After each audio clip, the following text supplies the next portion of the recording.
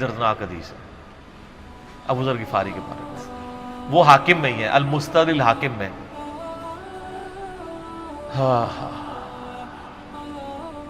غزوہ تبوک آپ کو پتا ہے ایک ایسا غزوہ تھا جس میں جو شرکت نہیں کرے گا وہ منافق ڈکلیئر ہوگا، قرآن میں فتویٰ آ گیا تھا۔ اس سے پہلے کبھی نفیر عام نہیں تھی، یہ پہلا اور آخری موقع تھا، کیونکہ رومن امپائر سے ٹکرانا تھا، سپر پاور تھی دنیا کی، 1.5 لاکھ کی فوج لے کے کیسرے روم بارڈر پہ آ گیا تھا عرب کے۔ تو نبی علیہ السلام نے اناؤنسمنٹ کی کہ بھئی اب سب نے جانا ہے، جو نہیں جائے گا منافق شمار ہوگا، الا یہ کہ کسی کے پاس ریسورسز نہ ہو، یا کوئی مریض ہو، یا کوئی عورت ہو، یا کوئی معذور ہو۔ منافقین آگے بہانے کر رہے تھے، کچھ سادہ لوگ مسلمان بھی اس کا حصہ بن گئے۔ بخاری مسلم میں 3 اصحاب کی توبہ کا واقعہ بھی موجود ہے، وہی میری ویڈیو ریکارڈڈ ہے۔ تو کعب بن مالک کی رضی اللہ تعالیٰ عنہ علیہ السلام، تو کچھ لوگ جو ہے وہ یعنی اپنے ان معاملات کی وجہ سے کچھ پیچھے بھی رہ گئے۔ تو المستدرک الحاکم میں آتا ہے کہ صحابہ کرام کہتے ہیں کہ ہم نبی علیہ السلام کے ساتھ سفر پہ نکلے نا جب، تو نبی علیہ السلام کو آ کے کوئی بتاتا تھا، کہتا تھا یا رسول اللہ وہ جو فلاں بندہ تھا نا وہ بھی کوئی نہیں آیا، پیچھے رہ گئے۔ تو آپ علیہ السلام پرواہ نہیں کرتے تھے۔ پھر بتایا گیا یا رسول اللہ وہ بھی کوئی نہیں، یعنی جڑے نعرے مارتے سن اچے اچے، جدو ایتھے کسی دسایا جائے کہ سر وہ تہاڈا پکا جڑا یار ہے بیلی وہ بھی کوئی نہیں جے، تو حضور علیہ السلام کو لوگ نا فیڈ بیک دیتے یا رسول اللہ وہ بھی غائب ہے، وہ بھی نہیں آیا۔ اب 30,000 کے لشکر میں آپ نے کوئی ریکارڈ تو نہیں رکھا تھا، رجسٹر تھا، لیکن کدھر 30,000 بندوں میں کدھر کوئی رکھ سکتا ہے صاحب اس طرح، یا رسول اللہ وہ بھی رہ گیا وہ بھی۔ تو حضور علیہ السلام کہتے تھے ٹھیک، آپ فرماتے تھے اللہ چاہے گا تو آ جائے گا، نہیں آئے گا تو نہیں آئے۔ تو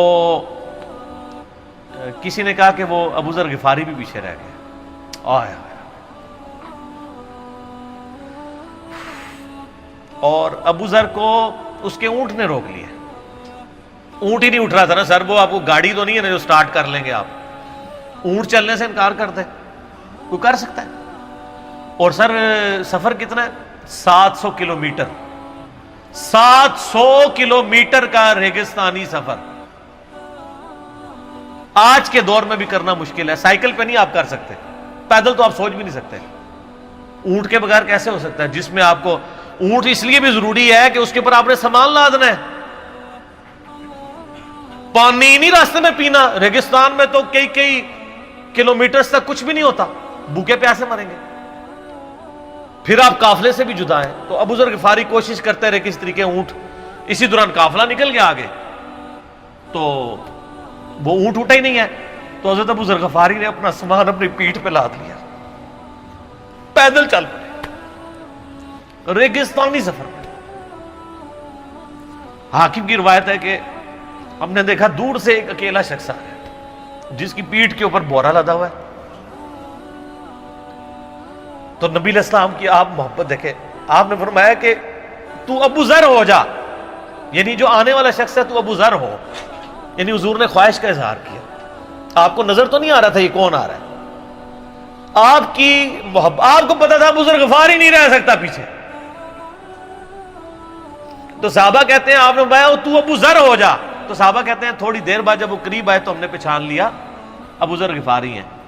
تو جب ہم نے پہچان لیا نا تو حضور علیہ السلام نے ان کے پہنچنے سے پہلے آپ نے فرمایا ابو ذر کو دیکھو اکیلا آ رہا ہے، اکیلے ہی دنیا سے جائے گا اور قیامت دن بھی اکیلا اٹھایا جائے گا۔ دنیا سے کیا کہہ رہے گے؟ صحیح بخاری میں آتا ہے کہ حضرت عثمان غنی رضی اللہ عنہ کے دور میں چکے، یہ اس حدیث کا بھی کچھ حصہ باقی ہے، میں بعد میں بیان کروں، پہلے میں اس کو کنکلوڈ کر لوں کہ صحیح بخاری میں آتا ہے کہ حضرت ابو ذر غفاری شام چلے گئے تھے، وہاں پہ چونکہ گورنر تھے حضرت معاویہ رضی اللہ تعالیٰ عنہ، وہ قرآن کی وہ جو سورہ توبہ کی آیات ہے نا کہ جو لوگ سونا اور چاندی جوڑ کے رکھتے ہیں یہ گرم کر کے ان کی پیٹھوں پہ، ان کے ماتھے کے اوپر لگایا جائے گا قیامت والے دن، تو وہ یہ آیت پڑھا کرتے تھے، اور حضرت معاویہ سے ان کا جھگڑا رہتا تھا کہ تم لوگ جو یہ مال جوڑ رہے ہو نا اور یہ اتنے خزانے تم لوگوں نے بنا لیے ہیں، یہ نبی علیہ السلام کی تعلیمات کے خلاف ہے۔ تو حضرت معاویہ کہتے تھے یہ تو اہل کتاب کے بارے میں آیات نازل ہوئی ہیں، تو وہ کہتے تھے نہیں، یہ سب کے بارے میں ہے۔ اب شرعی حکم یہ ہے کہ مال آپ جوڑ سکتے ہیں اگر آپ زکوٰۃ دے رہے ہیں، لیکن یہ پسندیدہ نہیں ہے، طریقہ نبوت یہ نہیں ہے۔ نبی علیہ السلام نہیں جوڑ سکتے تھے، پوری زندگی زکوٰۃ دینے کی نوبت نہیں آئی ہے، حالانکہ خمس ملتا تھا، خیرات کرتے تھے۔ ابو ذر غفاری کا جھگڑا یہ تھا کہ تم تو نبی کے اصحاب ہو، تم لوگوں کو یہ زیب ہی نہیں دیتا کہ تم لوگ اس طرح کے محلات میں رہو اور اس طرح مال جوڑو۔ تو اب چونکہ سینئر صحابی تھے، ان کو ہاتھ ڈالنا بھی آسان نہیں تھا، پھر نبی علیہ السلام نے فرمایا ہو کہ اس سے زیادہ سچا انسان ہی کوئی نہیں، تو حضرت معاویہ نے خط لکھا حضرت عثمان کو کہ جی اس بندے سے میری جان چھڑائے نا، اس کو آپ واپس بلائیں۔ تو حضرت معاویہ نے جب خط لکھا تو حضرت عثمان نے ان کو کہا تم مدینہ شریف واپس آ جاؤ۔ مدینہ شریف جب یہ واپس آئے تو صحیح بخاری میں آتا ہے کہ لوگوں کا جھمگٹا لگ گیا ابو ذر غفاری کے گرد، لوگوں کو پتا تھا یہ تو بڑا یعنی زہد والا بندہ ہے۔ تو ابو ذر غفاری وہی حدیثیں سنایا کرتے تھے کہ حضور نے فرمایا یہ احد پہاڑ سونے کے برابر ہو تو میں خیرات کر دوں گا، جبکہ باقی صاحب کہتے تھے کہ مال جوڑنا جائز ہے اگر زکوٰۃ کوئی دیتا رہے۔ وہ یہ کہتے تھے کہ یار یہ تم لوگوں کو تو زیب نہیں نہ دیتا، یار تم لوگ تو یہ باتیں نہ کرو، تم لوگ نبی کی صحبت یافتہ ہو، تم لوگوں کو تو زہد ہونی چاہیے تم لوگوں کی زندگی میں۔ اب لوگوں کا ہجوم ان کے گرد لگ گیا، اور پھر حضرت عثمان نے ان کو خلیفہ وقت بلایا اور کہا کہ یار تو خود ہی مدینہ شریف چھوڑ کے یہاں سے چلا جا، تیری وجہ سے فتنہ کھڑا ہوا ہے۔ تو حضرت عثمان نے کہا میں نے تو نبی علیہ السلام سے سنا تھا کہ حکمرانوں کی اطاعت کرنا، صبر کر لینا۔ تو ایک زبدہ نامی کا ایک گاؤں تھا مدینہ شریف کے پاس، شہر سے ہٹ کے، تو وہ پھر وہاں پہ ہجرت کر گئے۔ آپ دیکھیں ریونج کیسا تھا، لوگ کتنے ڈرے ہوئے تھے کہ ابو ذر اپنی بوڑھا شخص 80-90 سال کا بابا اپنی ایک بڑھیا بیوی کو لے کے اس عمر میں شہر بدر ہو رہا ہے اکیلا۔ آج نہیں آپ سوچ سکتے کسی جگہ آپ اکیلے جا کے پڑاؤ کریں، کسی بیابان کے اندر، ریگستان کے اندر۔ اس زمانے میں آپ سوچ رہے، آج کل بھی آپ مدینہ شریف کے گرد چلے جائیں تو آپ آنی ایک رات بھی نہیں گزار سکتے۔ تو کوئی شخص حضرت ابو ذر غفاری کو سی آف کرنے نہیں آیا سوائے حضرت علی کے، اور وہ بھی مدینے کی باؤنڈری تک آئے۔ ان کو پتا تھا ان کے سٹانس کے بارے میں، اور حضرت علی نے ان کو جب سی آف کیا تو کہا کہ میں چونکہ حکمران وقت کی اطاعت کا پابند ہوں، میں مدینے کی باؤنڈری سے باہر نہیں جاؤں گا۔ اگر مجھے کوئی اس طرح کا یعنی حکم کی اجازت مل جاتی تو میں تیرے ساتھ جاتا۔ ایران والوں نے حضرت علی علیہ السلام کے زندگی کے آخری 10 سال کے اوپر ایک فلم بنائی ہے، امام علی علیہ السلام۔ اس میں ابو ذر غفاری کے سارے واقعات انہوں نے فلمائے ہیں سر، دیکھنے والے جب مولا علی چھوڑنے آتے ہیں، پھر جو ان کی ڈیبیٹس ہوتی ہیں مدینہ شریف میں لوگوں کے ساتھ، وہ ساری انہوں نے ویڈیو میں فلما دی۔ پھر یہ چلے گئے وہاں پہ رہنا شروع ہو گئے۔ اب اس حدیث کی طرف واپس آ جائیں جو فرمایا آپ علیہ السلام نے اکیلے ہی مرے گا۔ تو ابو ذر غفاری، اس حاکم کی روایت میں آتا ہے ابو ذر غفاری کی موت کا وقت قریب آ گیا، صرف بیوی ہے پاس۔ بیوی نے رونا شروع کر دیا کہ حضرت آپ فوت ہو گئے، آپ کو کفن کون دے گا، آپ کو غسل کون دے گا، آپ کو دفنائے گا کون، میں عورت ذات کیا کر سکتی ہوں۔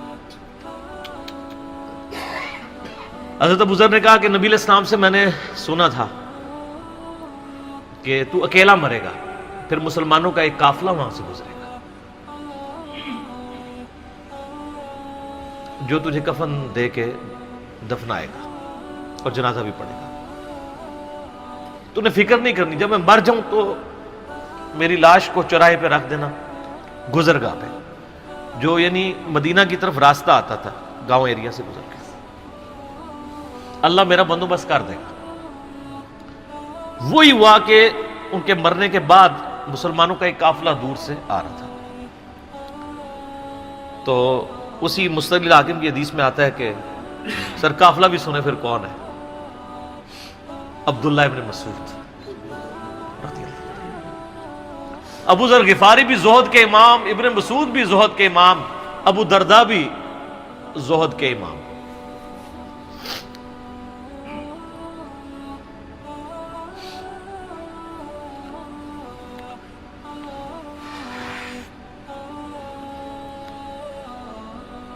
ابن مسعود رضی اللہ تعالیٰ عنہ جب وہاں پہ رکے، ان کو تو نہیں پتا تھا یہ کون ہے. تو انہوں نے کہا بی بی کیا؟ ان کا میرا خامند مر گیا ہے. ان کا یہ کون ہے؟ تو انہوں نے کہا ابو ذر غفاری. عبداللہ ابن مسعود کی چیخ نکل گئی، چیخ ماری انہوں نے. ان کا واہ. اللہ کے نبی نے فرمایا تھا کہ ابو ذر اکیلا آ رہا ہے تبوک کے موقع پہ، دنیا سے بھی اکیلا جائے گا، اور قیامت الدین بھی اکیلا اٹھایا جائے گا.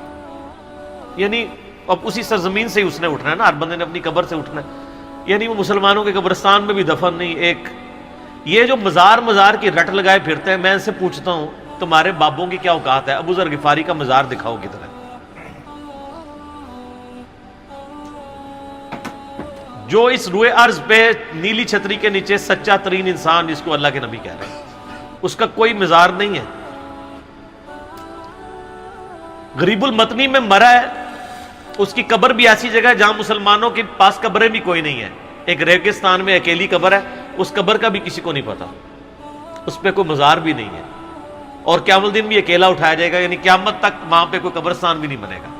ظاہر نبی علیہ السلام کی یہ بھی خبر ہے. تو کیا وہ ناکام ہو گیا اگر مزارات ہی دلیل ہے کامیابی کی؟ تو عبداللہ ابن مسعود رضی اللہ تعالیٰ نے ان کو غسل دیا، کفن دیا اور دفنا دیا. یہ پوری ڈیٹیلز آپ کو المستدل حاکم میں مل جائیں گی. تو ابو ذر غفاری ان چند شخصیات میں سے ہیں جن میں پوری امت کا اتفاق ہے ان کی نیکوکاری کے اوپر. شیعہ بھی ان کو بہت رسپیکٹ دیتے ہیں، اہل سنت بھی دیتے ہیں، صوفیاء کے ہاں بھی ان کو امام مانا جاتا ہے زہد کی وجہ سے. آپ تصوف کی جتنی کتابیں پڑھیں، چاہے امام غزالی کی ہوں، رسالہ قشیریہ پڑھیں، اور لوگوں کو بھی پڑھنا شروع کریں، تو ابو ذر غفاری آپ کو زہد کے امام کے طور پہ ملیں گے کہ ان کی زندگی میں یعنی یہ زہد تھا کہ انہوں نے کس طرح کی زندگی گزاری ہے. سر لوگ مجمع میں مرتے ہیں، ان کو یاد کوئی نہیں کرتا،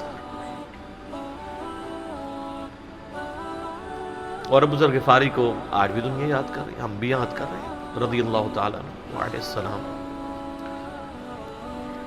اللہ تعالیٰ قیامت والے دن ہمیں ایسے نیکوکار لوگوں کا ساتھ نصیب فرمائے. آمین ثم آمین.